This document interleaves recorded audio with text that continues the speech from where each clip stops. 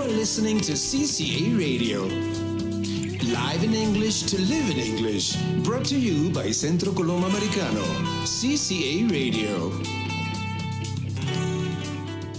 Girl, you should wear a name tag. Vicious presenting.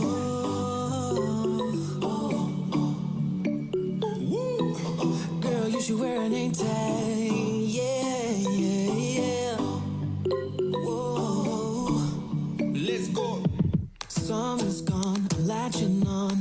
Don't even know your name, but you're still in my head. Underneath rays of gold, your body, you're so close. No, I can't forget, no. When I saw you on the dance floor, oh, I saw you who saw me first. I guess it's history now, and I shouldn't care, but it still hurts. I didn't realize the danger, cause you're the end of the rainbow. And the music was so loud, didn't catch your name over this crowd. Girl, you should wear a name tag, cause all I wanna do is to know your name. Girl, you should wear a name tag, that's the only way that I get your name. Girl, you should wear a name tag, it's too important to be your name. People go insane when you walk by. Girl, you should wear a name tag.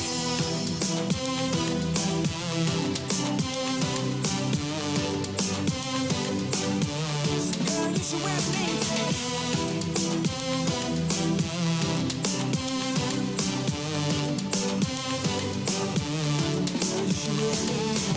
Lose control of myself, can find you anywhere. Been trying for too long. I give up, I'm out of luck. Been looking everywhere. It doesn't. Hey, good morning. Welcome to CCA Radio, brought to you by Centro Colombo Americano here in Bogota. I want to say hello to all of our listeners and viewers. And if there's anybody out there who was at the Habla convention last week in Buenos Aires, let us know in the comments section. We would love to hear from you. My name is Janet Van Der, and I am the General Director of the Centro Colombo Americano in Bogota. And I am joined at the table by the usual suspects. Danny Valderrama, we'll start with you this morning. Good morning. Good morning, Janet. Good morning, everybody out there on Facebook Live and on the university radio stations that are already our partners. And we're so happy to be here for another show of CCA Radio. Not to actually be here for another show of CCA Radio. Pedro Lutz, long time no see. Last time I saw you was in the Cono Sur. In the Cono Sur in Buenos Aires. Hello, Janet, Danny, to our listeners and viewers. Hello, we have a really interesting show for you today and a lot of stories about Buenos Aires and how everything went. We did our CCA Radio presentation. Maybe we can talk a little bit later about that. How everybody cool. was Very impressed by the presentation, not the technical aspects, which was not the fault of our technical people. It was the fault of us non-tech we were folk. very, very. Yes, we. It was a great presentation. We had a lot of fun. We're really looking forward to being able to collaborate with other binational centers, official binational. Remember the official binational center thing, guys.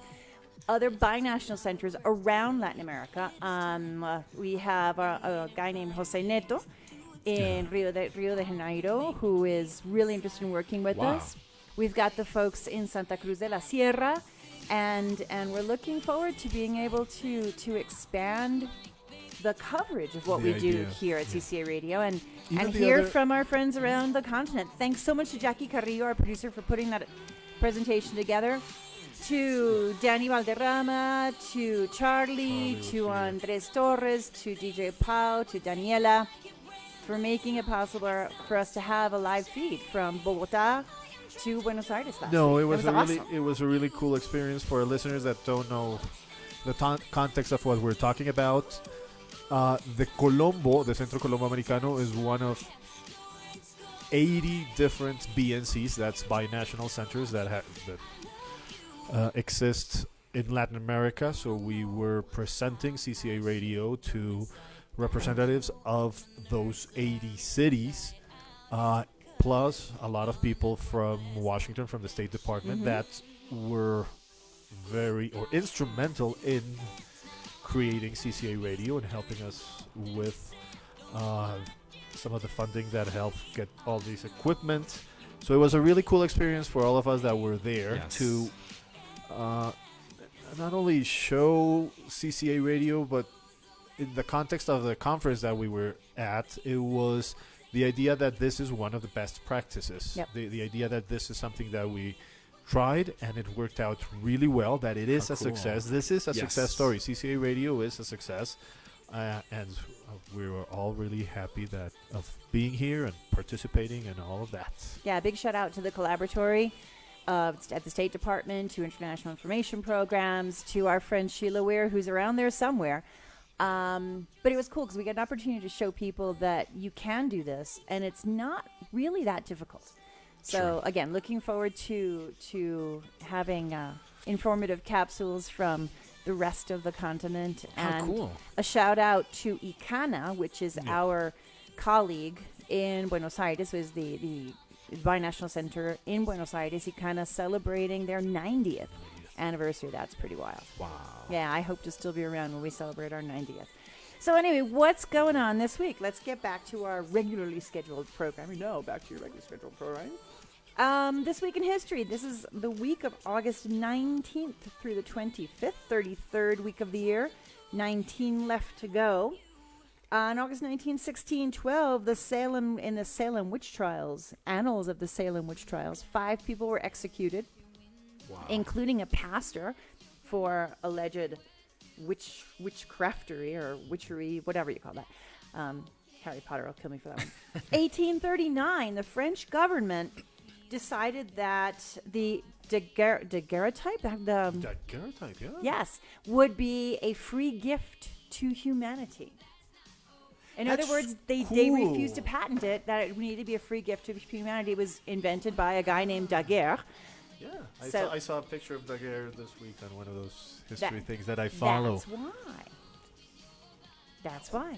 We should investigate what other things were considered gifts to humanity, because that's a really cool concept. That this is not something that internet we should be. Google.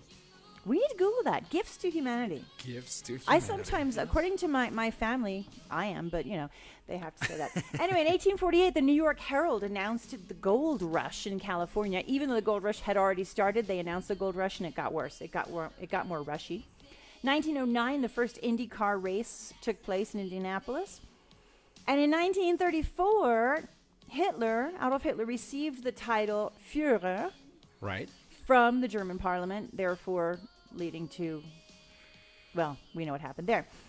August 20th, 1775, Spain established the Presidio San Agustín de Tucson, which is today Tucson, Arizona. Tucson. Yeah. What does Tucson even mean? I have no idea. It must be, maybe it's an indigenous word? Because it was San Agustín del Tucson.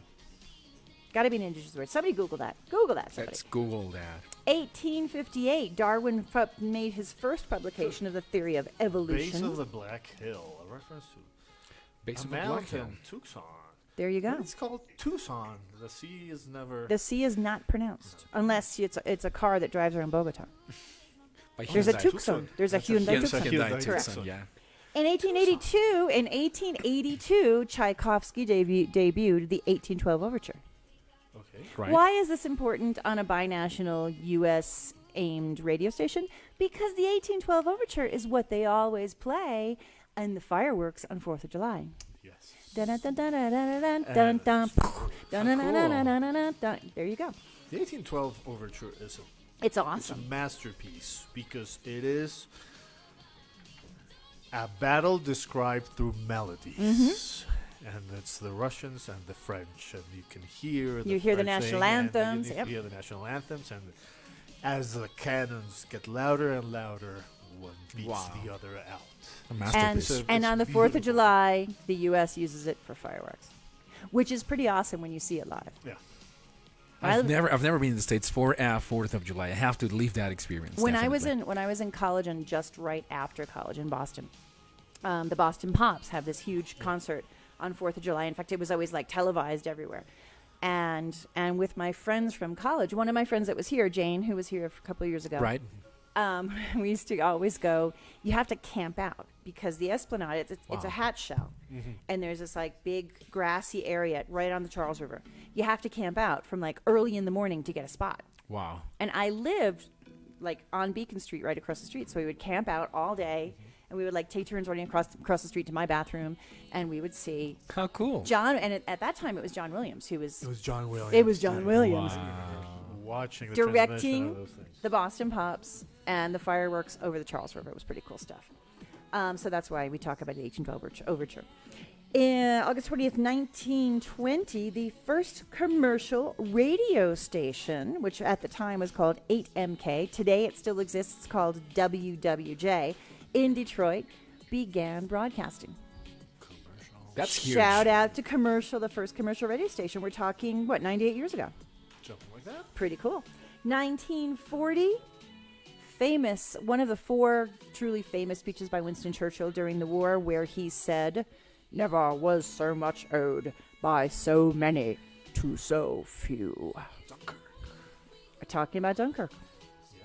So, I mean, Churchill is the quotable quotes of Churchill. Just He keep is the coming. quotable, yay. August 21st, in 1831, the Nat Turner Slave Rebellion happened in Virginia. I see Pedro looking in the back of his brain for information on this one. It was. It's not that there were slave rebellions in the U.S. But this was the big one. Before the Civil War. The Nate Turner was the biggest one. It was obviously not successful. No, but because it was 1831. It was 1831, but it was the biggest one. It was very. A lot of people were killed, A lot of people were killed. white and black. A lot of later Confederates always used Nat Turner as an example of this might happen, so we need stronger state law so that it doesn't happen again. It was an example, and they were made an example of the former slaves that were captured. Were all afterwards. lynched. Yes. They were all lynched. August 21st, 1897, the Oldsmobile Motor Company was founded. Oldsmobile. 1944, this is a biggie. The Dumbarton Oaks Conference took place. Dumbarton Oaks being the predecessor, or the first meeting, really, of the United Nations. Wow. It was in San Diego or something like that. In California. 1959, Hawaii received statehood by executive order. Finally. President Eisenhower, 1959. In 1961, that very famous song, "Stop, oh yes, wait a minute, Mr. Postman." Mr. Postman was released. How many versions of Mr. Postman have been recorded? I have a book for you. It's next week's recommendation, and it's just about that. It's about covers? History of famous songs. How cool! But Oh my that's gosh, next we week. totally have to That's do that next next week. How Okay. cool. Yeah. So that means everybody who's out there in Facebook land, you need to listen next Yes. week. All right, August 22nd, 1864, the first Geneva Convention convened. The Geneva Convention, for anyone who follows anything going on with war, are the rules and regulations regarding prisoners of war. Right. We were watching, when I was on vacation in the U.S., my sister and brother-in-law bought the entire set of DVDs of a show called Hogan's Heroes. Okay. Hogan's Heroes was. We were totally Funny. watching, my kids were watching Hogan's Heroes. Okay, for all of you who are too young to know what the heck we're talking about, Hogan's Heroes, or it was Hogan, because it was a big show here too. It was shown in Colombia a long time My ago. husband was like going nuts watching this because he remembered when he was a kid. Hogan's Heroes was a show about a Nazi prisoner of war camp, Stalag 13. Yes, but there was a previous movie, Uh-huh. a serious movie, which is one of my favorite World War II movies, Which is The Great Escape. and that's where Hogan's And Heroes that's was where, yes, inspired inspired of. They created the comedy out of that, but that is a real story of a whole camp trying to escape. Via tunnels. Every single prisoner. They Wow. dig tunnels. Hogan's Heroes is But a go back to crazy Hogan. is It a is just- crazy compilation of stereotypes because it's all of these different Allied prisoners of war. There's, Colonel Hogan, who's like super suave, the American, airman. There's Leclerc, what's his name? I don't know the names of the characters. I knew it. Anyway, so there's the Frenchman who always wears the beanie and he cooks, and there's the Cockney English guy who's really good at like picking pockets. So, sounds like the A-team going to a camp or something like that. It's wicked funny. It's super funny. But the reason I bring it up is because when I was a little kid, now I was already watching it in reruns when I was a little kid. Yeah. But they talked about the Geneva Convention all the time. So I mean, I was a 6-year-old and I knew what the Geneva Convention was. So. Sergeant Schultz. But what was the name of that? I see nothing. LeBeau. LeBeau. And Colonel Klink. Colonel Klink. Oh my God, the Germans. Newkirk. Yes, Newkirk, LeBeau, Carter, and Carter was the guy with the funny hat. Yeah. And there was the communications expert. Yeah. Richard Baker. I'm just checking out the names here. Anyway, if you have a chance, we actually almost stole the DVDs from my sister. You got me going. My 11-year-old was dying laughing at Hogan's Heroes. Parenting wins. It had a run from 1965 until 1971, and it was 168 episodes. That is amazing. See, that's when they did long seasons, not this Game of Thrones 8 chapters per season. Yeah, we'll see if it even shows up. All right, getting back to August 22nd. 1902, we said that on August 21st, a few years before that, Oldsmobile was founded. 1902, Cadillac was founded. Okay. In 1902, also, Teddy Roosevelt became the first president to make a speech from a car. Oh. Standing up in a car, he made a speech. 1968, Pope Paul VI arrived in Bogota. Yeah. It was the first papal visit to Latin America ever. Here in Bogota, we still have a huge park, the Pablo VI. Yeah. Right. This was a big deal for Colombia. The visit of Pope Paul was huge, as the visit from Pope Francis last year was a huge deal. August 23rd. You ready for this one? AD 79 was when Mount Vesuvius started acting up, causing, as we all know, the destruction of Pompeii. That really bad movie with Kip Harington. I never saw that one. It's kind of bad. It's kind of really bad. But I mean, Pompeii is a really cool place to go because you see the people who were basically like turned to stone in the moment. 1305, William Wallace. Who's William Wallace, guys? I know by the movie Braveheart. There you go. It's just an amazing character. William Wallace was executed on August 23rd, 1305.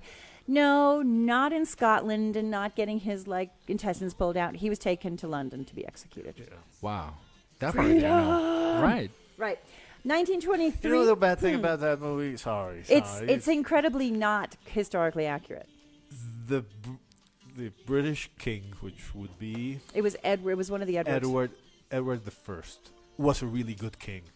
And they show him to be a major pig. He was a really, really good king. Well, maybe if you were English and not Scottish. I mean, I think we could talk to Scottish people about that. William Wallace. Yeah. But wait, was... Even Robert the Bruce, who is the actual Scottish hero and who did the independence of Scotland, is done as a secondary character. But he's a secondary conflicted character. Yeah, they made him... And he's played by that really good-looking guy. Anyway, 1923, the first mid-air refueling of an airplane.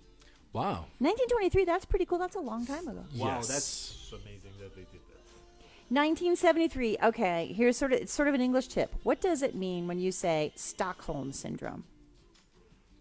To fall in love with the captor, or fall in love, or to sympathize with. Yeah, sympathize. Probably for Latin America and Hispano-America, we think of Casa de Papel. That's the first thing that comes to mind. Yeah. Right. But did you know that Stockholm Syndrome actually was coined in 1973 around a bank heist in Stockholm where hostages were taken, and the hostages began to sympathize with their That's captors. so Swedish of Wow. them. That's It's so Swedish. Swedish of them. They just can't hate not even their captors. They're not even their captors. But I mean, to think that this is something that we all know what it means. Yes, it's very clear. Yeah, But- movies have made it clear. I think Coined 45 years ago. we didn't know when. There you go. That's was why it's coined. called Stockholm Syndrome. 1824. Ugh, I'm crazy. August 24th.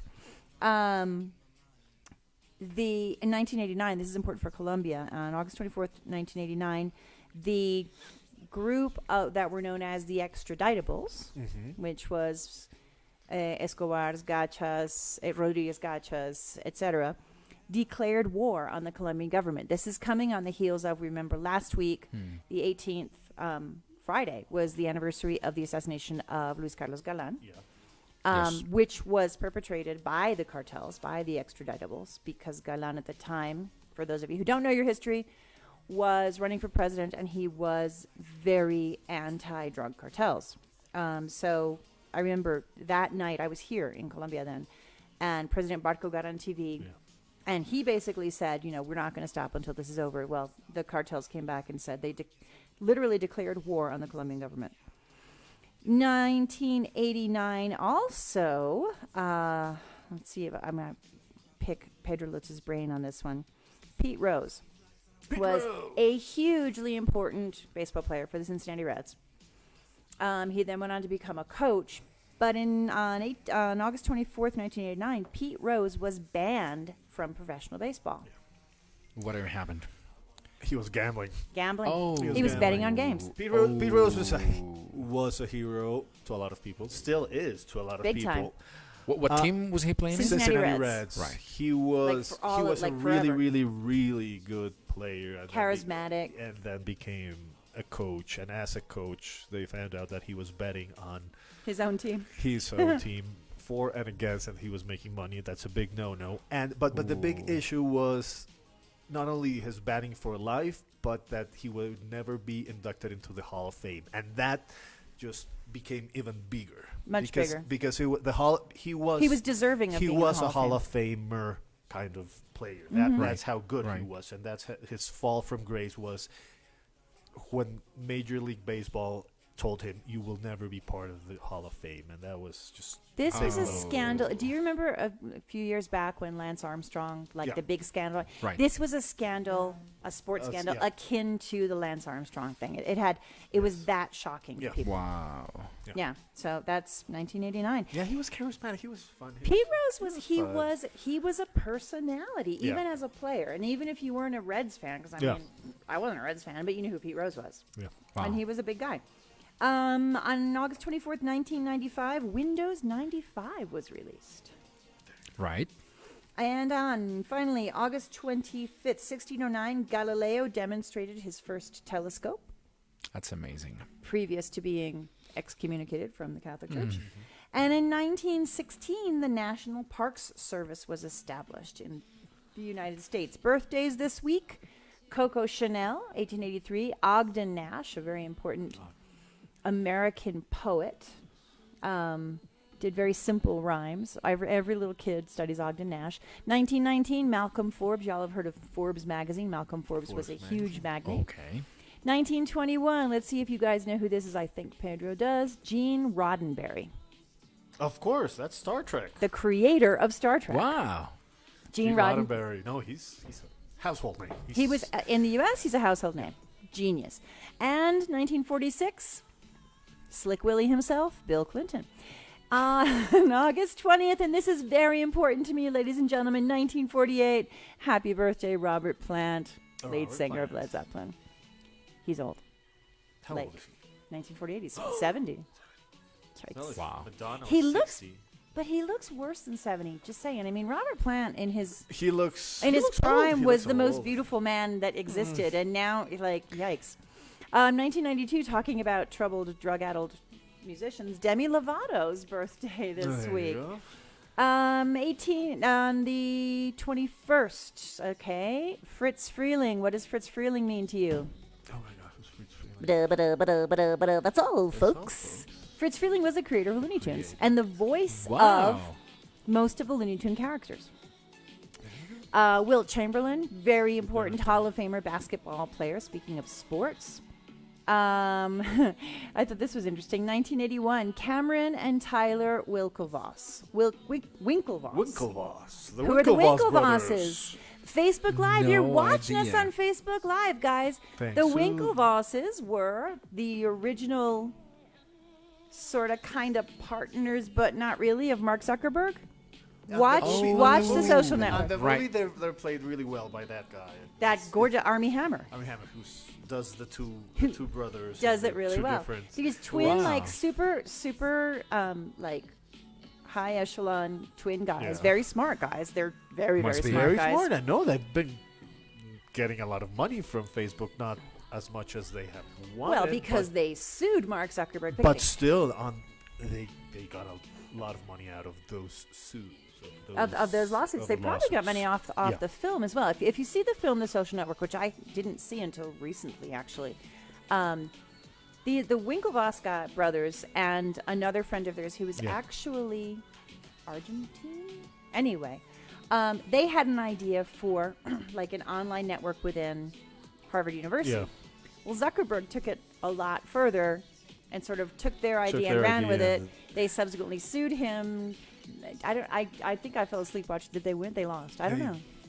And the movie, they don't show that they won, but they actually did. I mean, Facebook has been paying them off for years. Well, Wow. these are guys who are filthy rich in their own right and have their own businesses. So anyway, Yeah, happy they were birthday, on the Cameron crew- and on Tyler. the crew team of Harvard and all 'Cause they were that. big, blonde, Yeah. patrician types. 1986. Speaking of people who were in sports, Usain Bolt.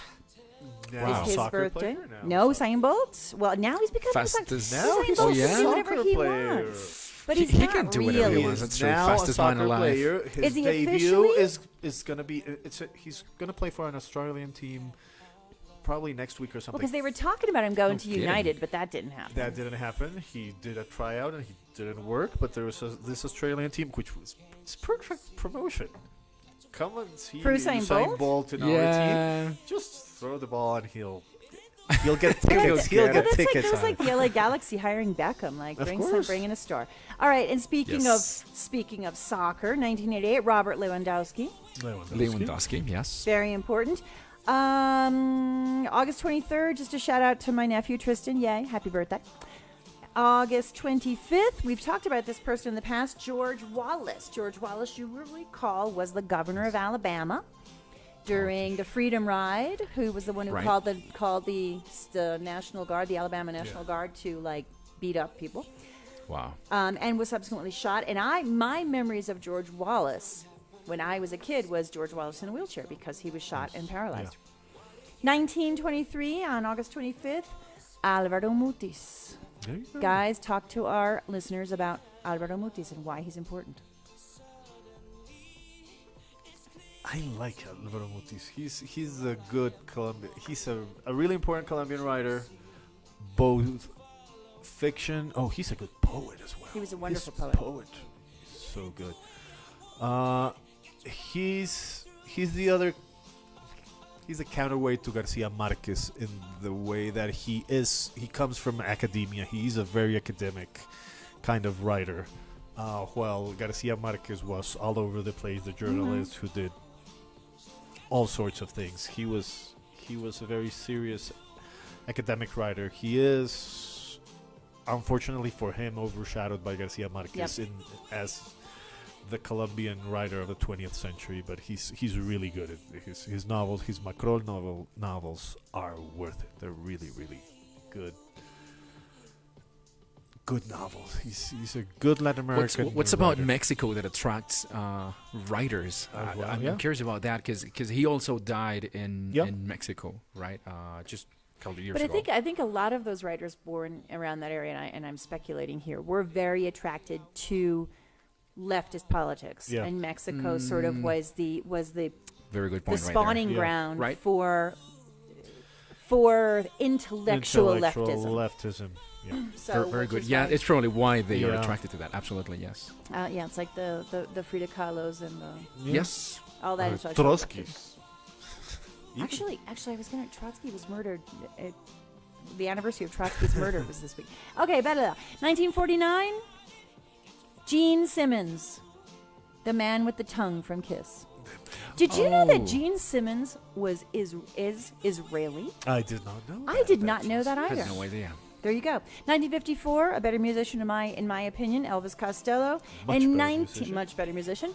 Elvis Costello. Even though I have a little thing for Kiss. We all do, but Kiss I mean, is fun. But Elvis Costello. Elvis Costello is a musician. 1958, another very important person in the arts, Tim Burton. Tim Burton of Right.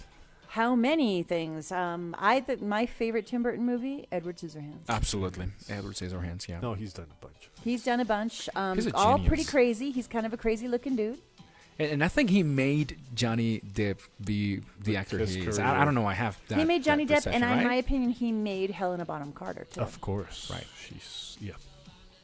For those of you who don't know, Helena Bonham Carter. If you don't know anyone else, think Bellatrix from the Harry Potter films. Anyway, that, ladies and gentlemen, is your history lesson for the week.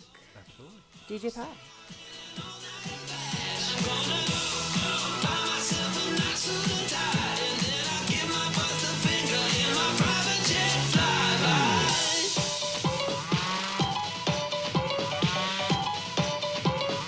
People start to ask me why. What you gonna do with all that green? I'm gonna feed my monkeys good.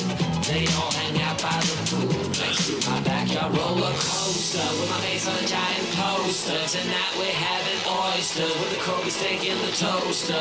Waiting to feed my lions and shit. You better deal with it. Wait here, I'm about to pick up Scarlett J and then Natalie P. What you gonna do with all that cash? Gonna stay out in an all-nighter bash. I'm gonna buy myself a nice suit and tie, and then I'll give my boss the finger in my private jet flyby.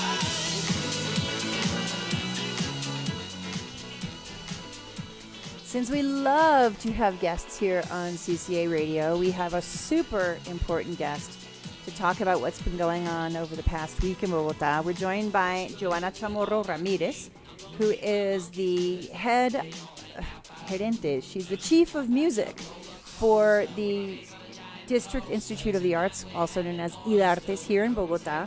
Joana has extensive experience in managing projects and managing arts projects. She's kind of impressive. I won't even go into this resume because, we'll be reading it all day because she's done a lot.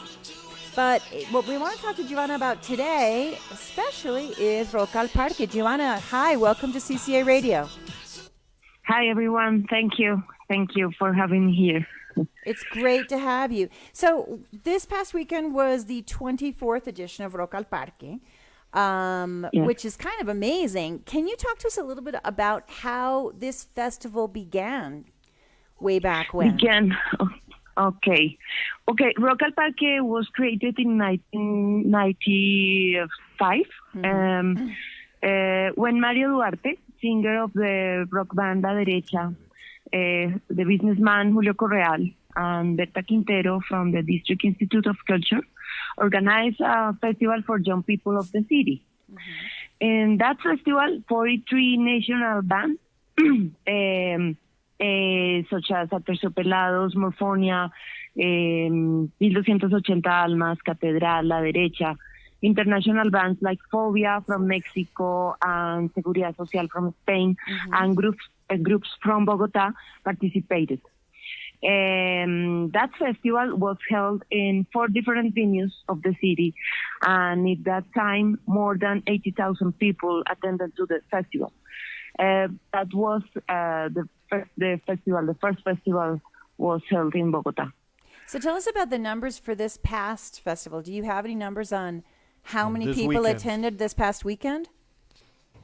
Last weekend, okay. How many? Sorry, I don't understand you. Do you have any idea, any numbers on how many people attended Rock al Parque this past weekend?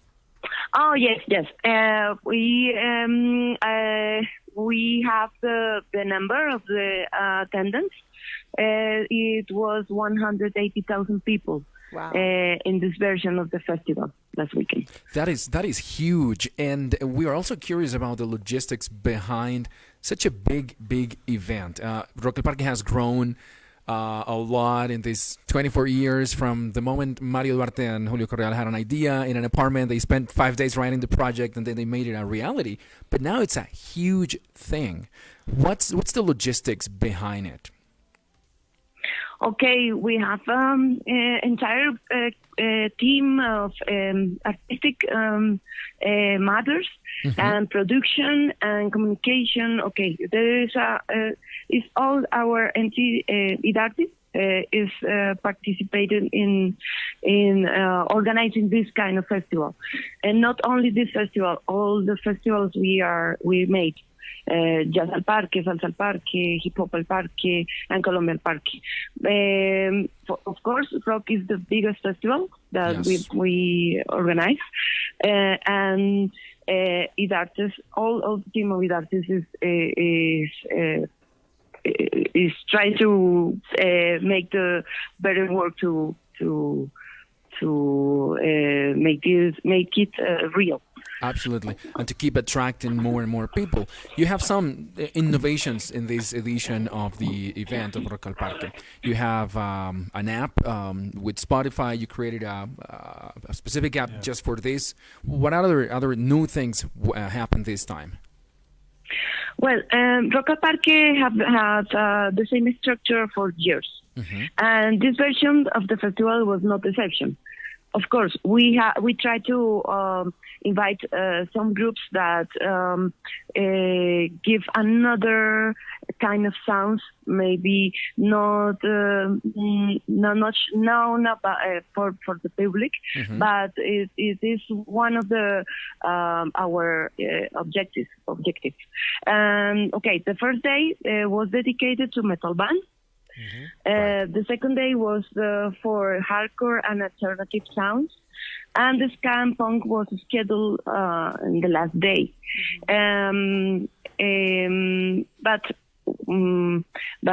we can forget that this is a public festival, and for that reason, one of the most important objectives is open the stages to new music proposals and let the public to know these groups. This year, we continue with the female stage, where we can show excellent shows like Lineker from Brazil, or Bala from Spain, and Durazno. And okay, I think in music was very, very great. The greatest show that we saw this weekend was the Tokyo Ska Paradise.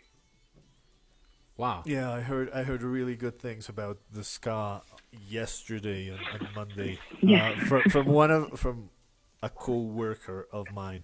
Why don't you tell us a little bit about how bands are picked? Because I know every year there are a lot of Colombian bands that want to go to Rock al Parque because that's their dream.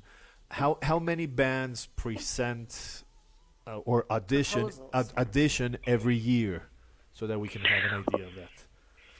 Okay. First, local bands participate in a contest and are evaluated by the jury of rock experts. This year, more than 250 bands registered in that contest, and finally 20 were selected. Okay.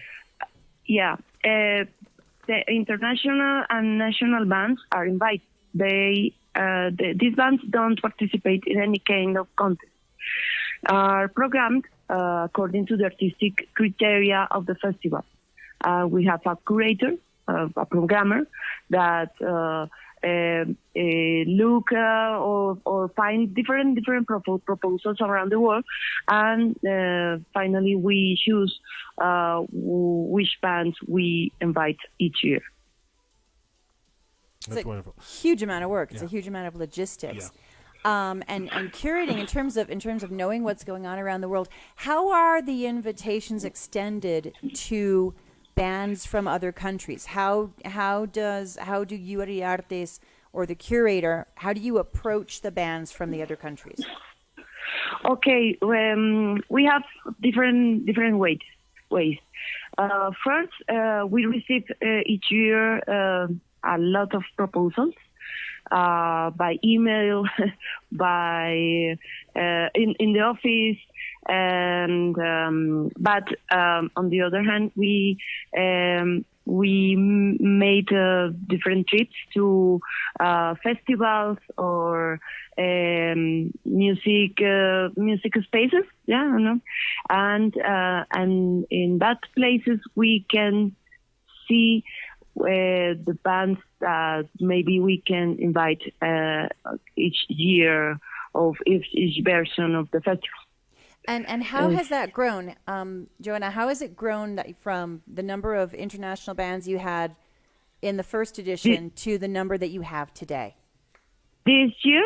You mean just this year? Yeah. How many bands? International bands? Yeah. We have this year 20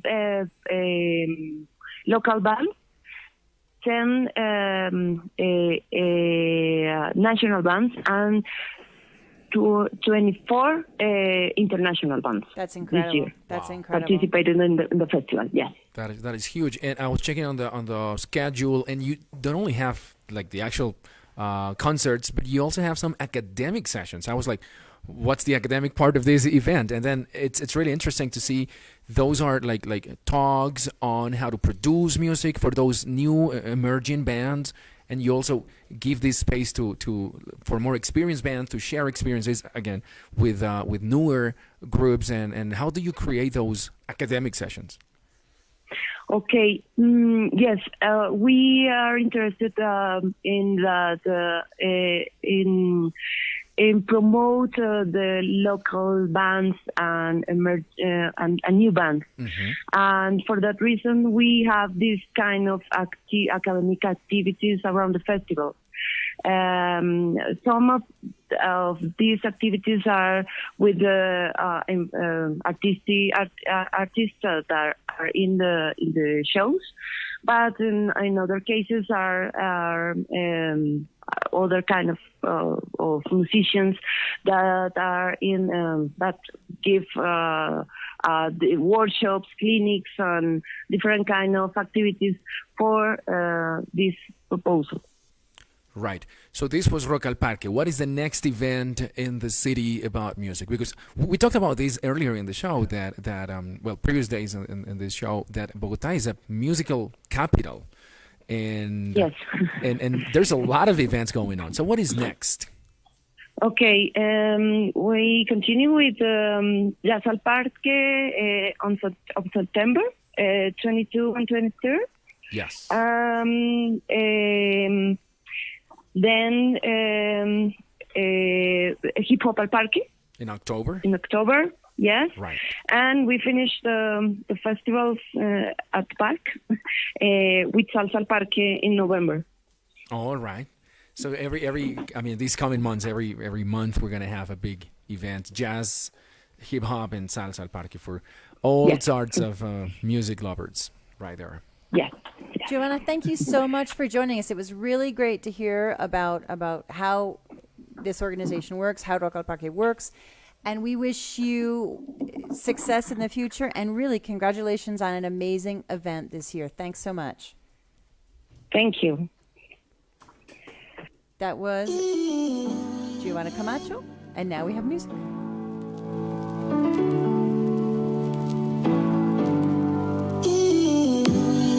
Nothing really matters if you're not mine right here, right now. And even if the world ends, then I'll be fine. No fear, no doubt. I know a place that sneak away. Leave the pain, I'll stay with you. Let me hold you, close your eyes. We'll be reaching paradise. Ooh.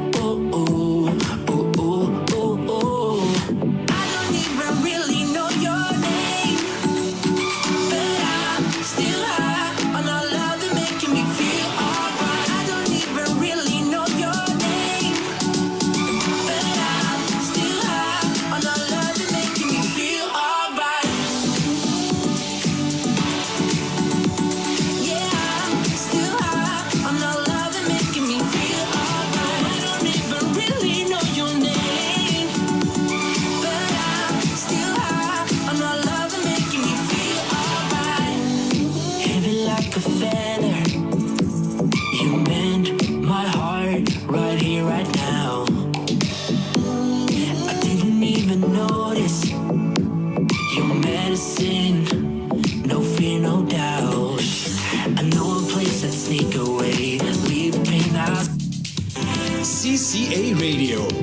tips. Stay with you, let me hold you, close your eyes, we'll be reaching paradise. So we're talking music today, and we want to talk about how you can improve your English through music. We have already given you a couple of suggestions in the past on how how music definitely helps you improve your English. I know someone who has a great English level, and I'm looking at you right now, Well, it's thinking not of your me. husband. It's not really me. It's my husband. Because of music, and it's definitely a great strategy. But today I want to share additional strategies, things you can do to improve your English through music, apart from simply singing along. I'm going to give you 5 strategies, 5 ideas you can use, and I want to give you some examples using Colombian bands that sing in English. Because we just did Rock al Parque, we just did... So I chose some nice examples He did his of this. homework. I did my homework. So we can name a few bands that sing in English. Black Cat Bone, The Whole Effect, The Mills. We had this band last year at the Colombo, V for Volume. And these are really good musicians. So let me give you the first strategy is when you study the lyrics of the song, you can identify phrasal verbs. It's a simple thing to do, but it's always a good thing to do for you to improve your English. Learn phrasal verbs, find them in the song, and get their meaning. Let me give you an example. The bond that used to be white is slowly turning to black, fading away. Your eyes. This is The Whole Effect. The song is Aim at Me, probably one of their most famous songs. And he was saying slowly, this bond that used to be white slowly is turning to black, fading away. What does fading away mean? To disappear. But to disappear slowly. Exactly. Slowly. Yes, to disappear slowly, gradually. Dissipating. Sort of what Thanos did to half of the universe. Just snap of his There you fingers go. and then fading. That's a good reference right there. No, Mr. Stark, I don't want to go. I don't want to go. So that's one strategy. Find phrasal verbs such as fading away. Another one, another strategy is to find grammar mistakes. This is cool. Not because the song is wrong. Even my favorite artists do grammar mistakes. It's kind of annoying. And just clarification here. It's not that it's wrong. It's a creative license that we have. It's colloquial. Exactly. But it's always good for you as a learner, as an English student, to identify what's a mistake and then know that it's simply the artist is doing it because it sounds better in the song. Let's have an example of these, DJ Pau. Regretting is sour. You, the guy staring at Jack Daniels, and of course, your lady. Yeah, you smoky baby. Hey, believe me. This is a song called A Girl with a Gun by V for Volume. They were here last year at the Colombo. Yep. Great band. And she says, you, the guy staring that Jack Daniels. Stare something. Well, yeah, some grammar lover would say you stare at something, you don't stare something. But come on, it's just a part of the use of the language.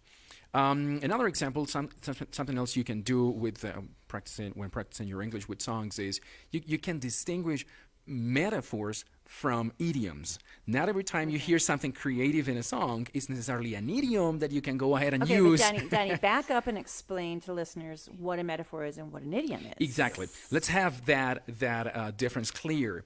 An idiom is an expression that is part of the language. It is creative in a way. It uses expressions like, for example, pulling my leg. It is an idiom because it is understood by everybody, used by everybody, and it doesn't have a literal meaning. That would be an idiom. So it's not like you have to take someone by their leg and pull them. And yank pull on it. Yeah, but you just be funny with someone, and that's to pull your leg. A metaphor then would be a non-standard expression that still has meaning, but it's not something that everybody would understand if you don't give them context. For example, I don't know, I love the... let me just think of a metaphor. Should have thought of a metaphor right there. The pools of your eyes. There you go. It's a comparison without saying that you're comparing. Exactly.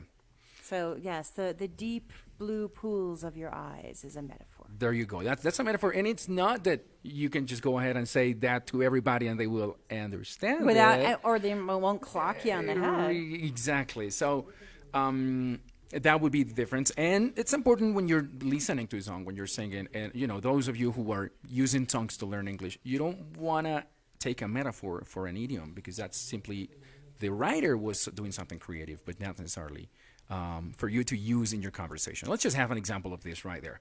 DJ Pau, give us number 3. Playing with my life, drowning in my lies. I don't wanna make it. Drowning in So my lies. drowning in my lies. It's not an idiomatic expression. It has a very cool meaning right there, but it's not an idiom. The same song, just 2 sentences before that one, says pulling all the strings. That is an idiomatic expression, which means to control the situation. To Pulling this, it's making, it's when you think about a marionette, a puppet. There you and go. That's you're pulling its strings and making it do what you want it to do. That's it. So think right of there. Ratatouille.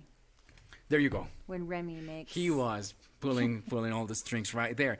Number 4, you can also summarize the message of a song. A lot of times you will listen to a song and you will not understand what it really says, and then you should really try to study the lyrics again and get the message. It's crazy when you see people singing a song and then they say, that song reminds me of my girlfriend, and you go like, dude, that song, it's a protest song. It doesn't talk about love. What are you talking about? You need to really make sure. Go back to my example of the creepiest song ever to be made a hit. Yeah, the police. You always. Every breath you take. By the, It's a creepy stalker song, stalker. and even Sting admits Sting it. admits it. But they're like, no, it's a love song. Like, no, it's creepy. It's Ew. creepy. There you go. So you don't want to. I'll be watching you. Yeah, I'll be watching you. It's a stalker song. So it is important when you listen to a song to just get the gist of it, get the message of the song. If you're not able to say this song is about X, then you probably shouldn't be singing that song. But just, you know what? all But over. okay, but I know people who never pay attention to the lyrics. Yes. Like they'll like a song because they like the song. And a really good example, do you remember when the New Respects were here? Right. New Respects just released their new album, by the way, last week. That was really cool. But I was talking to the kids of the New Respects, and we were talking about like artists who get away with stuff that other artists perhaps would not. And I'm Right. speaking specifically about Bruno Mars. If you really pay attention to the lyrics in Bruno Mars songs, like I shouldn't be singing those songs. Right. I'm a 50-year-old woman. I should be singing those songs. But I mean, the music is so amazing, and the songs are kind of tongue in cheek. But there are people who just pay absolutely no attention to the lyrics of It's the true. song, and just like the music. So if you're one of those people, don't use music to make your English better. Yes. Or try. Absolutely. That's the whole point of it. Let's listen to an example. This is the band that opened Rock al Parque just last weekend, the Brainwash Machine. It's an amazing band from Bogota. Let's just listen to a little part of this song.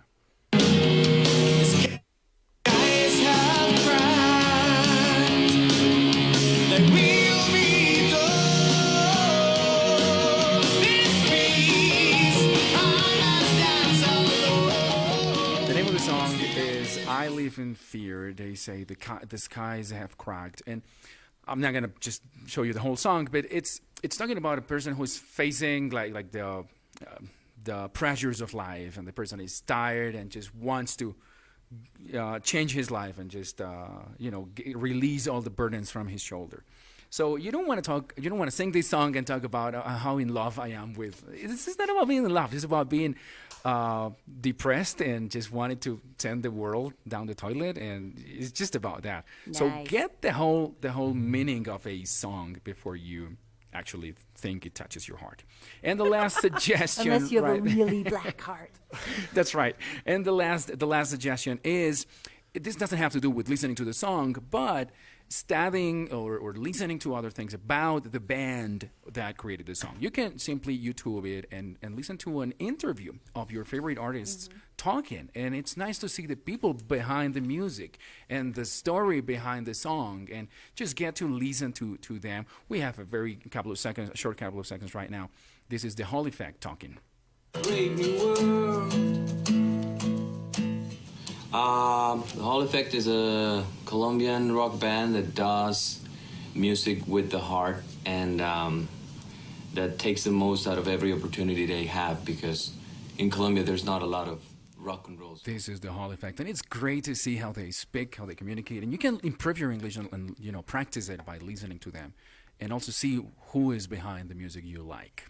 So these are our English tips. That was very for the well day. researched. That was You incredibly see? well Yes. researched today, Danny. See what he does when we leave for We 1 leave, week? We should we see? leave Is the that- country, and the man just blows us away. Yes, cool. that was amazing. That was really now amazing. we have South America listening to us. That's right. And it's no exaggeration, guys, right there. We have people from Uruguay, we have people from Argentina, people from all over just listening to us. So we want to keep showing them what we got. Yeah, we're showing off. Yeah.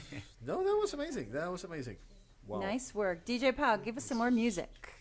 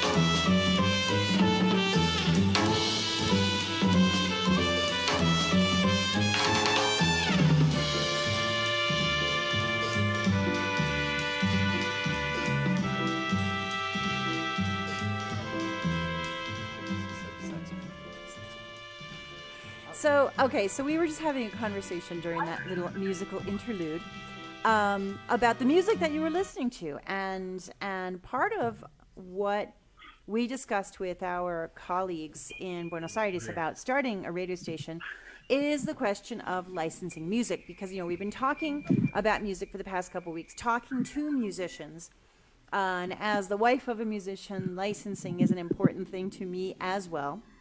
Yes. So when you hear things like that trumpety jazz we were just listening to, that is unlicensed or no license required music, so that we can put it on Facebook Live for you guys. We are working on getting ourselves in order with our friends at Psycho and Asimpro, so that we can go back to playing other types of music for you. But meantime, speaking of musicians and people who need to have their intellectual property rights protected, we are joined by Miguel Endes. Miguel is the keyboard player and vocalist for the group Efecto Ámbar, and we had Efecto Ámbar with us last week on Friday night here in the Colombo, but in our downtown branch. And unfortunately, Miguel, I wasn't able to see you because I wasn't in this country, but it's great to finally get a chance to talk to you. Hi, welcome to the show. Hello. Thanks for the invitation here. I guess I'm going to bluff a little bit here because, my connection here is not as good, but thanks for letting me be here. No problem. We've got Miguel's on his cell phone, so sometimes the connections aren't that great. So we'll try to be loud and clear for you so you can answer us loud and clear. Danny, why don't you start us off? Yes, it's really cool to see one of those examples of a band that started in high school. They were probably doing it just for fun at the beginning. Did you ever imagine that you would become the band you are right now when you were just playing in high school? Well, it's hard to answer, but I guess the short answer is no, because we were just, as you said, doing it for fun. Right. But there was somehow like a desire for doing things right. No matter if it was just for fun, I guess it was just trying to do it well to have fun the right way, That's a good thing to do, and it's a good message for other musicians who are just starting to. Even if it's for fun, just do it with excellence, and you never know who's listening, right? So, how did you actually make it to be known? Last year, you were invited to a concert. Tell us a little bit about that big step. The breakthrough. Wait, sorry. Can you repeat the question? I couldn't hear the very first part. Last year was very important for you. It was the breakthrough for your band. You were invited to a concert to share the stage with a Mexican band. Can you tell us about that? Well, the process of last year was really hard and satisfactory at the same time.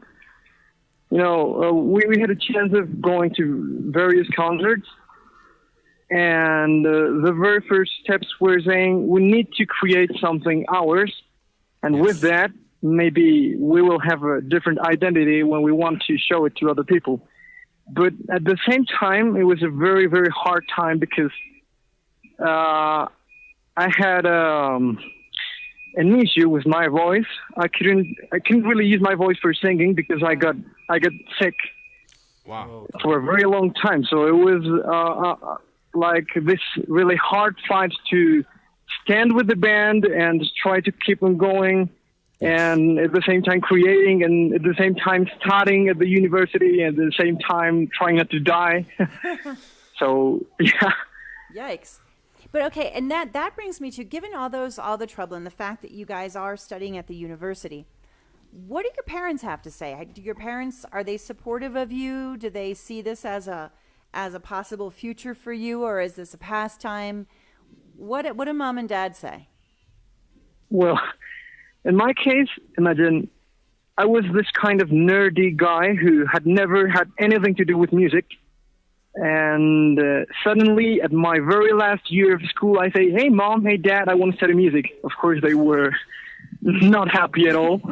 And, well, they were a little bit angry at first. But as we had made certain advancements and we had met certain people that helped us convince them, it was a slow process to, convince them with, for example, our concerts, with our recordings at studio. So we had a hard time, but in the very end, 4 months passed and they actually ended up accepting it. That's super important, because if your family doesn't support you, it kind of, and when things get difficult, like when you get sick and you're trying to make everything happen, if your family's not behind you, that could really slow you down. Tell us about the concert that you did recently here at the Colombo. On Friday night, you guys had a concert. Give me a quick recap, because I missed it. Oh, well, a quick recap. It was amazing for us because it was an experience to learn.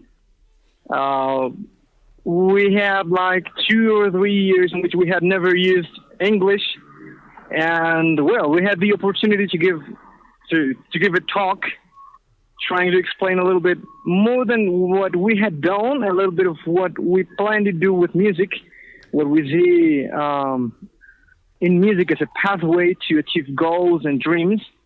And well, of course, playing some music and showing a little bit of what we have been working in. Our first studio album, we had special guests, two very good musicians, a songman and a saxo player. Wow. So it was, for me, it was a very cool experience, and I hope the people who assisted also enjoyed it. I'm sure they did. Yeah, and the other day we were talking about the poster that we have here at the Colombo and how young, incredibly young you guys look. How old are you? Well, I am 18 years old.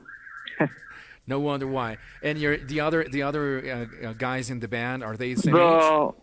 Well, everyone except for, actually, Santiago, the guitarist's birthday was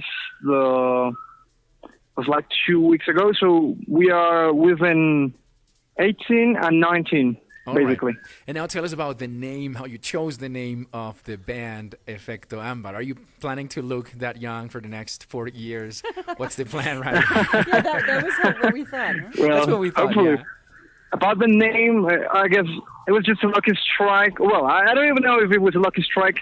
At the very first part, I didn't really like the name, because it was it came out from the obsession of the group with this precious stones, precious gems, like, I don't know, right, like emeralds or jade, or these weird rocks that they used. I don't know if you noticed, but the guitarist had this necklace with this weird stones, and they proposed names like quartz, like cuarzo astral, things like that. At the very end, we ended up choosing Ámbar. Okay. I think you chose better. Then we realized way better than quartz. A lot better, yes. But you know what? This is funny. Because we realized it was like a meaning of the amber helps the insects or whatever traps inside to be conserved in time, like without being damaged. So that was what we wanted to achieve with the music, like being this amber for the soul of the people who like our music, That's really like cool. being this stone that guards them, something like that. And keeps them young. That was actually, we were kidding around, like, I wonder why they're called Efecto Ámbar. Well, they look really young. Maybe it's because they've been preserved in amber, and that's why they stay young and beautiful. So it's like the Dorian Gray band. The Dorian Gray. So what's coming up? What's in the future for you guys? What do you see? Where do you guys see yourself in a couple of years with Efecto Ámbar? Well, that's a tough question. That's also hard, you know. What I want and what I think the whole band wants is just making music and making the peaceful pathway to identifying with the people that likes our music.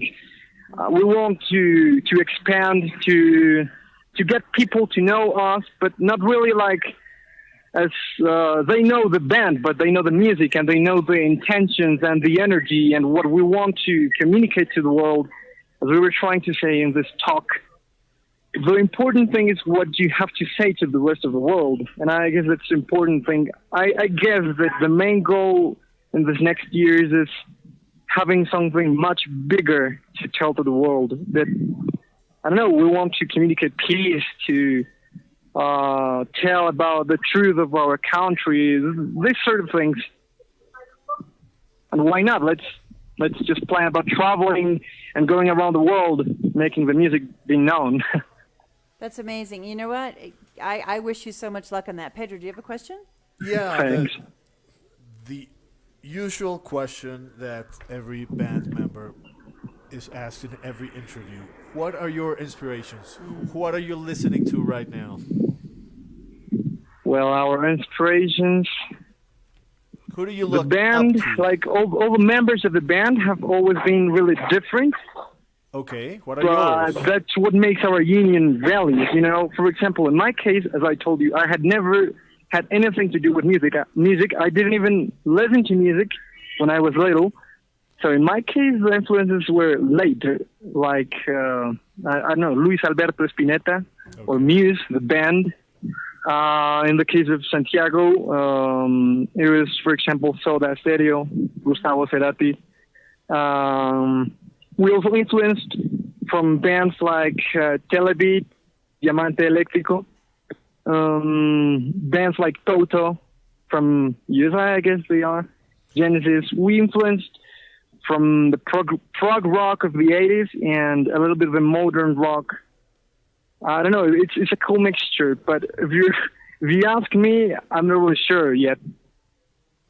Well, that's, I mean, because you just keep listening to things, and that you keep being influenced by whatever you're hearing, and that's something that's interesting about artists, because artists are so generous about acknowledging their people who have influenced them and are happy when they've influenced others. So one day you guys will be the influencers. We'll be interviewing, I'll be like 9 million years old, and we'll be interviewing some young band, and they'll be like, yes, I was totally influenced by Efecto Ambar. Yes. That would be great. So it's great to have you on the show. I wish you all the luck in the world. It's not easy to be a musician. It's not easy to be a musician in Bogota. I'm sure you guys are going to start to get all of the recognition that you deserve. And for those of us who can find, where can we find your debut album, Alma Perdida? Where can we find it on Spotify, Apple Music? Where can we download? And where the sorry, heck are there was you? a Yikes, very what big was that? noise here. Could you repeat the question? Were you asking for where to find Alma? Yeah, where can we find Alma Perdida? Well, right now we've got SoundCloud and YouTube, which are the main sources we have. Like, you can find our YouTube channel as Efecto Ambar.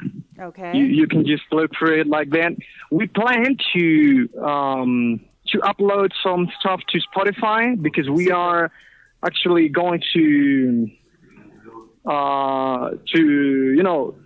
record the 3 singles that are going to be launched approximately in October. So that's where we plan to make another channel, the Spotify and maybe Apple Music. But just for now, it's only YouTube and SoundCloud. YouTube and SoundCloud. Do you guys have social media? Do you have a Facebook page, or can we follow you on Twitter? Yeah. Also, you can also find us as Efecto Ambar. Okay, super. Super. We'll definitely be following you. Thanks so much for taking the time out. I know it's not easy to do an interview when you're on your cell phone. Actually, but we thank you all appreciate for this space. I want to also thank the Colombo American Institute, as its translated name, for the opportunity that you all gave us. It is very nice to have an environment to learn, to practice, and to show, so that we can all learn and experience different things. I'm very grateful with you all for this space you've given us. No, and we are with you, and we hope to have you back sometime very soon. Oh, for sure. Miguel Endes, thanks a lot for being with us. See you soon.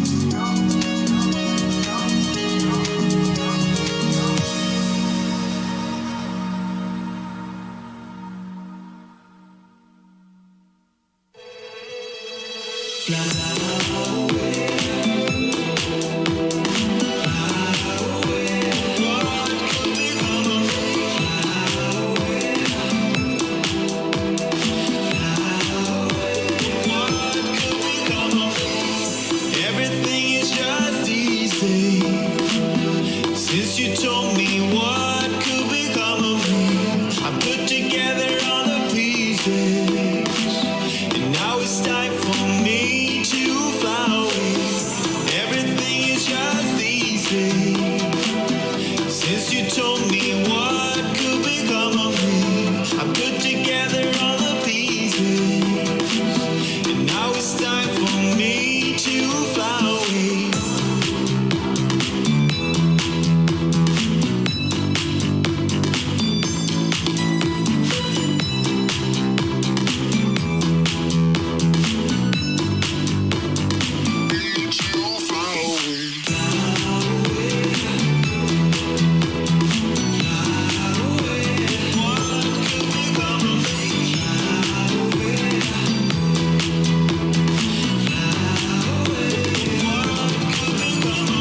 CCA Radio is knowledge.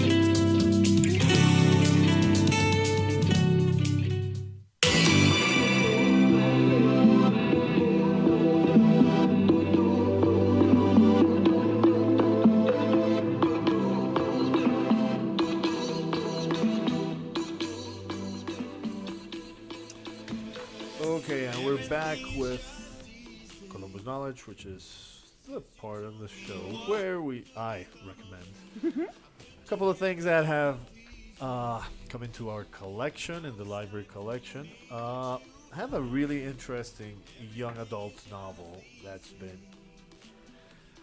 everybody's talking about. It's making history, that one. It's really Did cool. Did you see my recommendation of Crazy Rich Asians? Yes, and look what's going on with where it's Crazy Rich going. Asians. That was me a couple of months ago saying this is going to You're be a huge. trendsetter. You're an influencer, Yes, Pedro Lutz. I am influencer. influencing, That's it. and this one today, this week's, is going to be the same.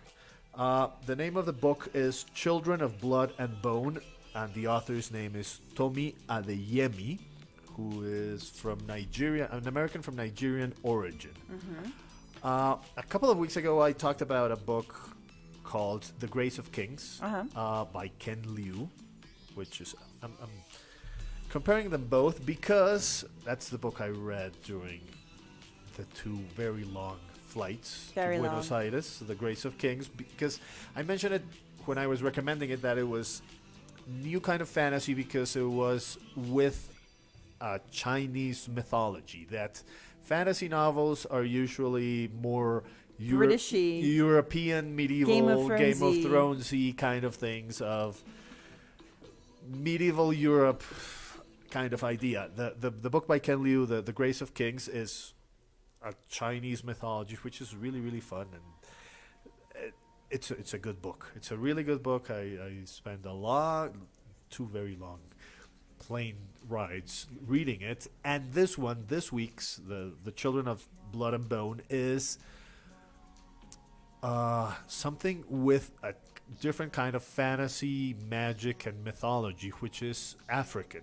The whole idea behind the author, his debut novel. What's Tomi cool about this too is Adeyemi. it's a debut novel, and he's already sold the movie rights. It's Yes, no. incredible. Like, Everybody, what? everybody's talking about this. I got, as our listeners know, we have ebooks and audiobooks here at the Colombo Library, and it's part of the network of the Colombos and the libraries. And a couple of months ago, the librarian from Pereira was like, I really want to buy this book as an ebook, and I didn't even know it, but she got me into, okay, let's see what it is that she wants, and that's the first I read about it. So this book, we actually have a couple of copies, one for downtown and one here at Nisa, but we also have it available as an ebook in our Overdrive platform. The book, going back to the book, it's a fantasy novel for young adults, but it is based on an African mythology, especially African social relations. It's all about relations with a magical world and magical beings that one day just lose their power, so they have to deal with the absence of magic, which is a common topic in fantasy lately. but it is really cool, really fun. Highly recommended. Children of Blood and Bone by Tommy Adeyemi. I am looking forward to actually reading really it. I'm actually, cool. this is one of those recommendations that, yes, I will get to read this one. It's amazing. She's 24 years old, Yeah. and she's already having a bestseller. And with her Yes. debut, it's amazing. I was reading about her, and she studied literature at Harvard, and then she went to Brazil to study West African culture. Yeah. And then she fell in love Went to with Brazil to study West African Yeah, culture? it was cool. Okay, she went to got a It fellowship. is a place to, Apparently, they do pay a lot of attention Yeah. to black culture from different Yeah. parts of the yeah. world. And then she got the idea there, and she said, I'm tired of reading novels where blacks are not the main represented, characters. yeah. They're not represented. I don't want girls to grow up in a world where they have to read books that don't represent them. And then she said, I wrote a book for black girls and boys to be able to identify themselves with a character. It's really cool to see how that idea simply is now making history in the States and pretty much everywhere with that book. Really cool. Danny is doing his homework. I know. He must have been really bored. I think I- he was oh, come really on. bored because we weren't here. We weren't here. So he had to do I occupy do? his time. So he was they're not- being Mr. Research, or maybe like the wife and kids are away. I don't know. But like, I'll tell you Yeah, the a reason. lot No, honestly, I was so proud of what we did last week for our listeners. Yeah? Last week we did. You said that earlier in the show. We did Argentina, Colombia live. It was so cool. I was It like, was cool. It probably just hit me that this program is a big thing that It I is a hadn't big realized how the scope of our program. It's That's a good cool because thing. in the presentation, I opened my heart to the audience. He did. And it It was was like shocking. At the beginning, I really didn't think this was gonna work. And as I said at the beginning of today's show, was like, I'm really proud of what we're doing. Absolutely. I'm really happy of what this has become, and it's really important for our lives now that once a week we dedicate one morning of our week to and doing a few hours this. on the weekend. And a few hours on the To weekend. do research, To do as you can this, tell. to do the research, to do. It's so cool. I mean, Yes. it keeps you up to date with what's happening with literature, what's happening now with English tips, for Yeah. example, how you can really better your English. The history section is like, oh my God. Sometimes I honestly, let me open my heart here. I feel like, gee, I have no cultural knowledge whatsoever. And then, like, as we go in the program, we're just growing, we're just learning, Yes. we're just, this is so cool. You really need to stay tuned, listeners out there. But the 'cause really this cool is really thing, the really cool thing was with presenting this project to our peers from all over Latin America it was like, okay, we're not crazy. This isn't a stupid idea. Like, we know, Yes. we like it, and we think it's awesome, and I really hope you like the Sally Field. Oh, they like me. They really, really. People were into it. They were Yes. like, wow, this is so cool. Like, a couple days after we did the presentation, Right. this person came up to me at this like big shindig at the end of the event, was like, oh, you're the one with the radio program. Like, yeah. I love it. So it was Yes, because it was. it was affirming for us too. The idea wasn't you should do CCA Radio and copy us, Just but do it. take ideas. A couple of them were learn talking from about our talking about successes and failures. That's it. about failures. small recordings Small of certain steps. things, or do just interviews about certain things, and it was really fun for us to show them that. Okay, so that was the novel. Now for our teachers. A couple of months ago, I recommended a book called Dealing with Difficult Parents. Yes. And it was by the same author, Todd Whitaker, who that was more of a teacher-oriented book of how is it and how should new teachers, old teachers, deal with those kind of parents that you get once in a while. Me having experience in high school for a little while in my life, that was I something. didn't know you taught. I did at high school. I did high school I had for a no couple of idea. years. I did high school for a couple of years. It wasn't something. Wow. I wasn't.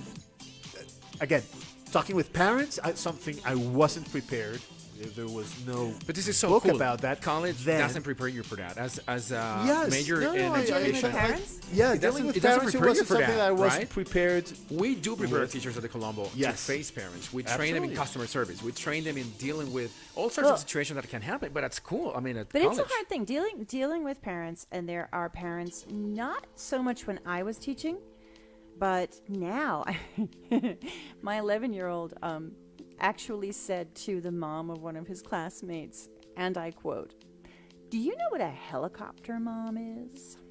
And she went, Okay. "What?" "Yeah, because you're kind of a helicopter mom."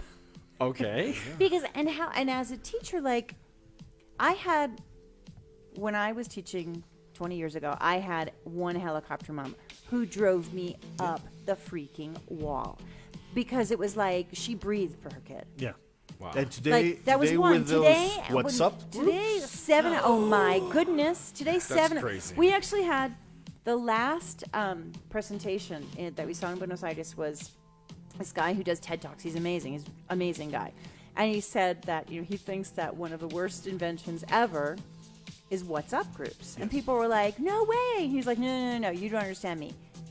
WhatsApp groups of moms in school, and I was Yes, like, "Oh my yes. God, you're so right." They are the Yes. worst. So true.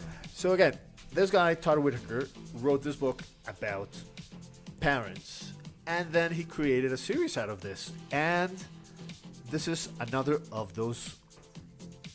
book about that series. It's called Dealing with Difficult Teachers. There are a lot of those too. Yes, it's more oriented not just for teachers, but for Administrators. supervisors, administrators of.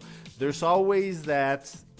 I'm not gonna say bad teacher. That negative teacher. That teacher with a negative vibe. That Resistant to change. everything that is brought to them, it's like this isn't going to work. That it's very reluctant to change. That is something that I have seen with teachers. Teachers, they just fall into that comfort zone. This is the and way I do it. This is the way I've always done it. Every single mention of change, it's a problem with them.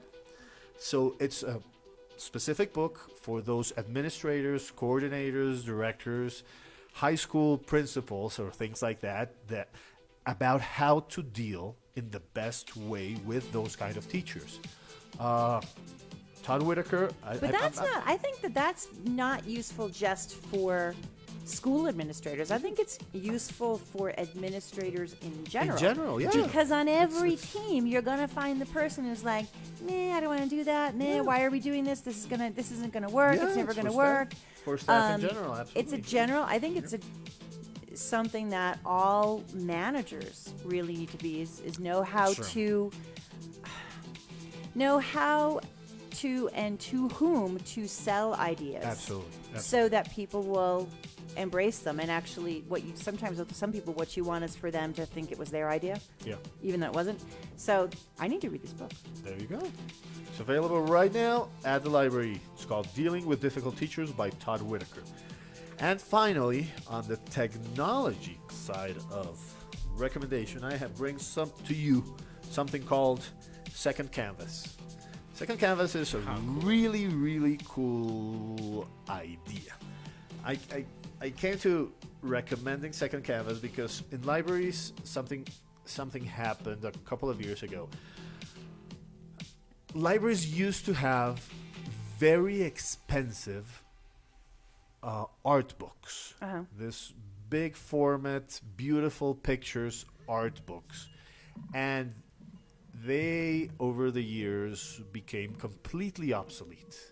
They are the first books that have to go when you're redoing a modern 21st century library, because if you want to see a picture that's hanging in the Louvre, in the Museo del Prado, you Google it and you get a picture just like the one with inside the very expensive book. So what are the other options of, instead of Googling a picture that's hanging on a museum, where have museums and libraries tried to, let's present something new, let's present something different, let's try to go beyond just, if you Google the Mona Lisa, this is the Mona Lisa. So this is different because it will. The idea behind Second Canvas, I have to do the correct thing. It's gigapixels scanning. Right. So you can really go inside of a painting, get the small details. Wow. And the first big museum that started doing this was the Museo del Prado in Madrid. They started offering this for the most famous paintings that they have. And it's like, not just watch the painting, go with us through the tour of the painting. So you can go into the small details. They do infrared scanning, so you can see, for example, a painter that did something on that canvas and didn't like it, so he painted on top of it and changed.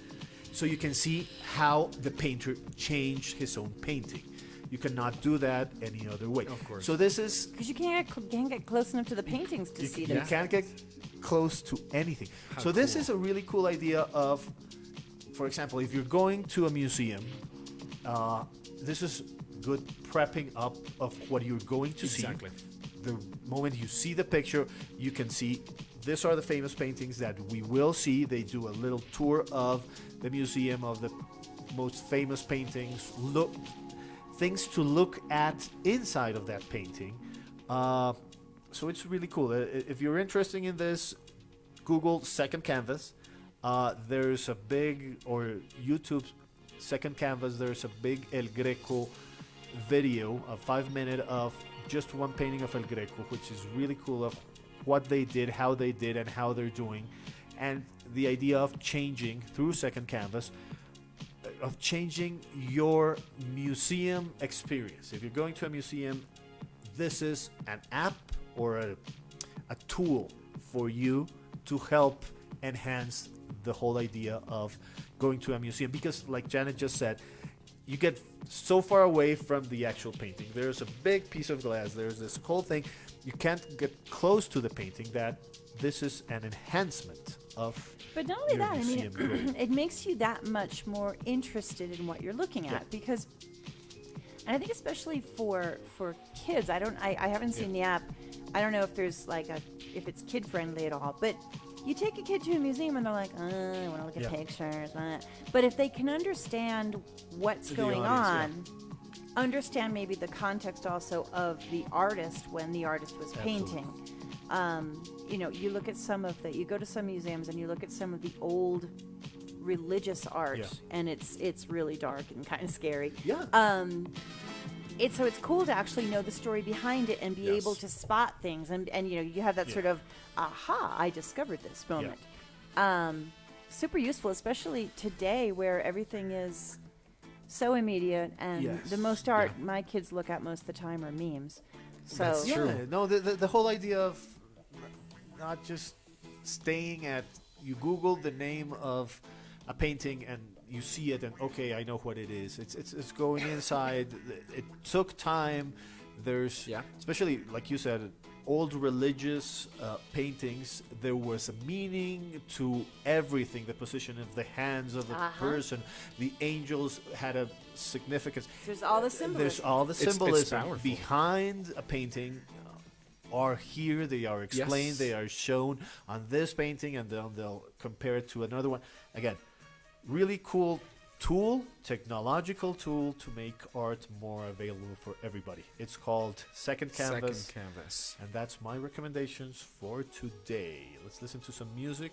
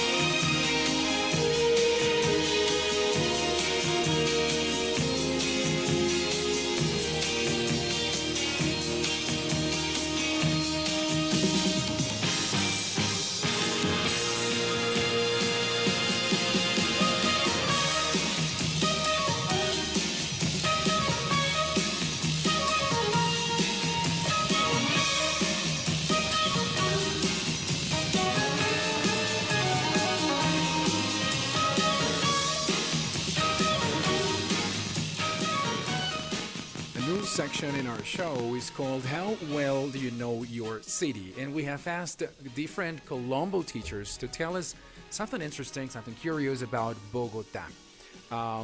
We've talked about a building that was moved by like 20 meters or so to make room to Caracas Avenue back in the day when it was being built.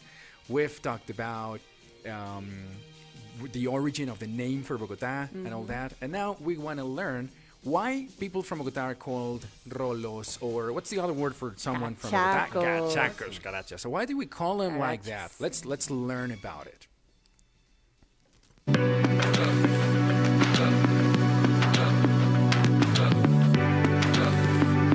The word cachaco became popular in the middle of the 20th century to describe those elegant men who would walk along the downtown area, drink coffee, and talk about politics or culture. Some people say cachaco is a Hispanization of cachet coat, a long fine coat that Bogotanians would commonly wear. Another theory suggests that cachaco is a made-up word from the first syllables of camisa, chaleco, and corbata. Cachaco. Shirt, vest, and tie were typical garments in Cachaco's outfits. Although it is not certain which of these theories rings true, it is clear that an important part of the identity of Cachacos was their fancy fashion, apparently because they wanted Bogota to be the Latin American London. My name is Anderson Cardenas, and I'm a Colombo teacher.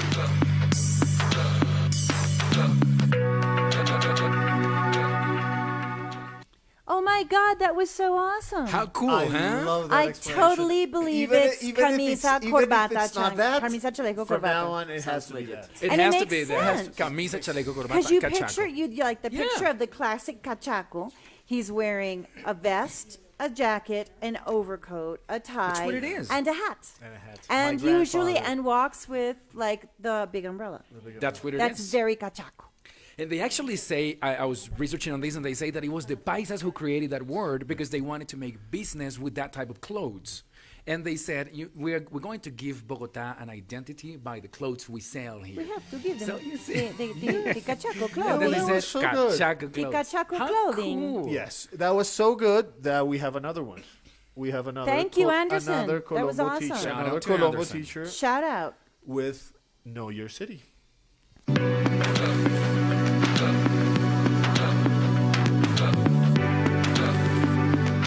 What do you call someone from Bogota? The obvious answer would be Bogotanian. However, a lot of people in Colombia call them rolos or cachacos. What's interesting about it is that most people don't know the origin of these terms. In CCA Radio, we help you learn more about your city. The term Rolo originally referred to the second or third generation of immigrants from different regions of Nueva Granada to Santa Fe during the second half of the 17th century in colonial times. Rolo was basically a negative way to call people born in Bogota whose parents were not from Bogota. They were not welcome among their extended relatives because these Rolos had lost the accent and identity of the rest of the family, let's say from the coast or from Antioquia. To this day, the word Rolo is more commonly used by people from these two regions of Colombia. Someone from Bogota would hardly ever call himself or herself Rolo. My name is Diana Peñuela, and I am a Colombo teacher.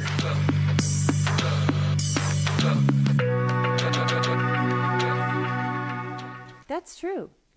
People from Bogota never refer to Bogotanos as rolos. We never do that. We say cachaco, Yes. but we don't say rolo. We don't call ourselves Rolo because historically it's a negative. It's negative term. from It has a people negative outside connotation. of calling. Cachaco sometimes, like today, this is viejo cachaco. Yeah. I mean, it's still, it's sort of, if you're talking about an older gentleman and you say he's very cachaco, it's not negative. It's not But if negative. you're talking, did I tell you guys the story? Please do. So my kid, my kid has friends from all over the place, from all like different schools. He started school today. He's 11th grader today. And so we're sitting down and it's dinner time, and you know, this kid is in my house, so I have to feed the kid, right? It's dinner time. So we're having fajitas. And he sits down, he's got his polo shirt and his sweater, his cashmere sweater over his polo shirt and his chino pants. And he sits down at the table and he looks at what we're doing, and he looked rather confused. And I said, Juanfer, they're fajitas. Tom, show Juanfer how to do the fajitas. And he said, and I'll say it in English, no, well, you see, the thing is, Ala, that I don't really eat at night. I maybe will have a piece of toast and some coffee. 17 years old. So I'm like, dude, you're 17. My husband and I looked at each other and went, Chocachaco. Yeah, that's what it is. There you go. That's it. So, cachacos and rolos. Now you know the origin of those two. Hey, shout out to our Colombo teachers. These are great. I love these capsules. Yes, they're doing a really good job. And finally, we have our last guest. Yay! Because we still have time. For the guest. Yay for the guest. We try to squeeze as much content into these 2 hours.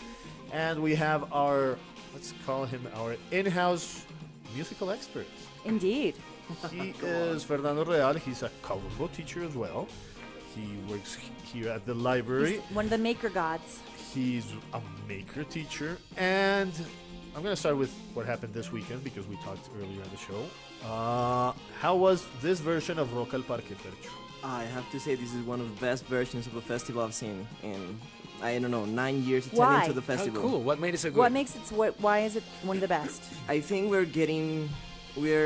well, rock and roll has no limits and no frontiers, right? And for the closure yesterday, we had Tokyo Ska Paradise Orchestra, and they're awesome. And they came from Japan right here, and they were just very pleased to cooperate with one of our local bands, Escampilla. Okay. One of the most famous Rolo bands. Cachaco bands. We have in here of ska and punk, and they played with them. Wow. How cool. They actually played a version of Soundgarden's Black Hole Zone, but a ska and reggae version they have. And it was incredible because this time we got bands from Mexico. There's an interchange with other festivals like Machingon. That's a very beautiful band of rock and metal. We had the Tokyo Orchestra. That's a great name. We right? had the legends, Dead Silence and Walls of Jericho. This was a great festival in terms of bands, in terms of backline and sound and engineering. Everything was perfect. This festival was. Do you know what's really cool? I was in Boston, as everybody knows, a couple weeks ago, and we went to Berkeley. Berkeley School of Music. We were at Berkeley, and we actually went into like a guitar center right in front of Berkeley's main hall.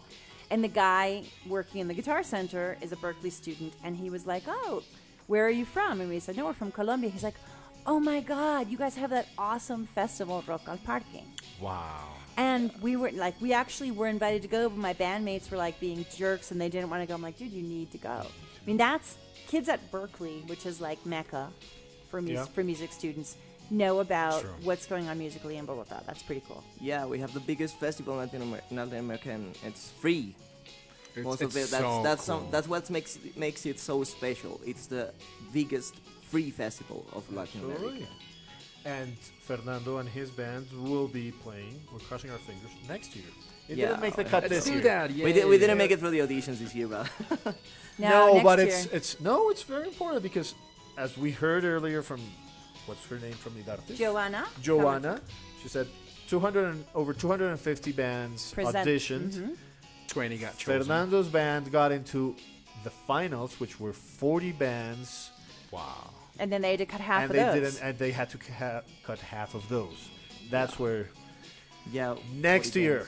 This year we were the 23rd place, and they selected us to be 20. Yeah, close. Okay, but you know what? I would hate to have been number 21. Well, that would have been even worse. That would have been even more painful. Yeah. Painful. So, although you didn't make it to Rock al Parque, and you will make it next year, you've been very active with your band lately. You recently did a tribute to Linkin Park. Yeah, I want to hear about that. Well, Chester Bennington, one of our idols, he died. Mm-hmm.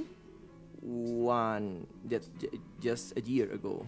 The 20th, July the 20th, that's a year ago. Wow, it's been a year already? Yeah. So since it is forbidden to make a festival or an event on July the 20th here in Bogota, I don't know if you knew that. I do. I didn't know that. Yeah. It's forbidden. Go ahead. Seriously? They told us. They told us you is that can't part of like the do referendum? it. Sorry. They told us, you can't do it. Mainly, we couldn't even advertise it because we were working hand by hand with Radioactiva, so we couldn't advertise it with the radio. And well, we did it on the 21st. We got a great concert. We had made.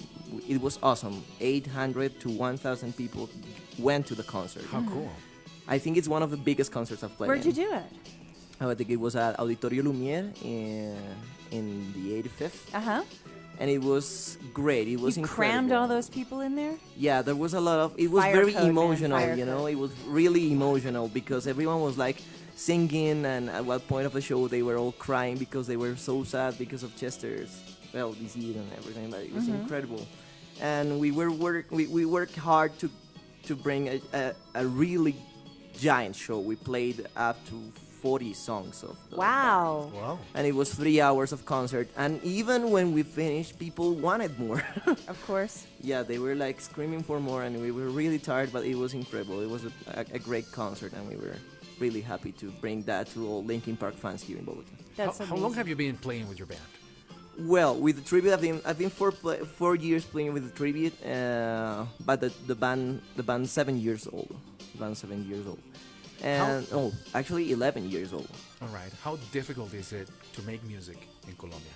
Wow, that's really difficult because, well, people that go to concerts, they think that music is all about partying and going and playing and that's it, but that's not even a quarter of the picture. It's discipline. It's discipline. A lot. Well, most of the bands, you think of bands as people that get together, friends in a garage, and they play, and then they just get a gig and they get paid, and that's it. But and they it become is not rich like and that. famous. Yep, that's it. Yeah. Doesn't work that way. Yeah, but it is really difficult here in Colombia. Well, hopefully we're gonna be having like great festivals next year, like Knockfest. We haven't. No, this year. And other cool festivals that they are bringing to Colombia, so the scene is gonna be bigger, but it is not that easy. It is not that easy. You have to start working with a studio. You have to sell merch of the band, like T-shirts, your CDs, and digitalize your music, and maybe have some incomes from it. But those incomes, I mean, I'm not living off my music, of course. But all those incomes, not yet. I hope someday. But all those incomes are going to be, well, the money that we actually invest in the band. So the band pays itself. Yeah. That's something cool. But getting to that point is really difficult. So you're gonna have to look for someone to sponsor you as a musician, and that sponsors your band. Go to, for example, Bogota Music Market, which is an event that it's a real big cluster where buyers and investors go and check your band, and they tell you if they're going to maybe take you on a tour or something like that. But it's really difficult. It's not just going and playing. You have to be very disciplined, like when executing and when doing the things with your instrument and with your band. And also, you have to look at it like a business sometimes. It is not sad. It is not bad. People say that people that look at music like a business, they are bad. They point at us. No, like you need we're to know the villains, but business we're side not. of Those are the people who get heard more often than not. True. Yeah, but anyway, Looking at you, Kanye West. even if it is hard, it is beautiful. Life without music is not life. And that's what we're doing. So that's Fernando Real, Yay! another Colombo teacher, another wonderful teacher, with his report on Rock al Parque and what he's been up to lately. That's it for today's show. Let's talk about a little bit of an agenda. A little bit of what's going on around the Colombo. As always, we have our testing center is going to be doing some testing. We've got classification and registration for courses. Today and Today today and 21st tomorrow and 22nd for the courses that start today. We start courses tomorrow. We start cycle tomorrow. The 22nd of August we're starting. As I've been out of town, courses. guys. I'm like, my brain is not functioning. The Salón de Arte Suacha. Remember that we have the call for proposals to present Salón de Arte Suacha, which this year isn't just limited to Suacha, and we're including other municipalities around Bogota, in Cundinamarca, to be able to be chosen for Salón de Arte Suacha, which will then be itinerant and will be brought into Bogota. So that you can go to our website for more information, or there's a Gmail, salondartesuacha2018@gmail.com. What else have we got going on, you guys? This week we're also having registrations for the blended program, which is going to start next week. So for those of you who are busy and still need to learn English and don't have the chance to come every day to the Colombo, you can study in the blended modality. Come to take the placement exam, and we'll join you into the program. Remember, those of you who are thinking of studying in the U.S. or have friends who are thinking of studying in the U.S., go to our website, look up Education USA. We have our chats weekly downtown and monthly down here in Nisa to talk about the 5 steps to study in the U.S. We also have our exam schedule. Check it out on our website, www.colombobogota.edu.co. Library, there's always cool stuff going on in our library program. We just talked to Fernanda, who's one of the Maker Gods. What's going on in Makers. Again, check out our website. Check us out. Well, you already are checking us out on Facebook, but you can check us out on Twitter and Instagram as well. This is the end of our show this week. Thanks a million to our amazing production team, Andres, Daniela, DJ Pau, our producer. We missed you desperately in Buenos Aires. Producer Jackie Carrillo. To my usual suspects, CCA Radio, out of here. Bye-bye.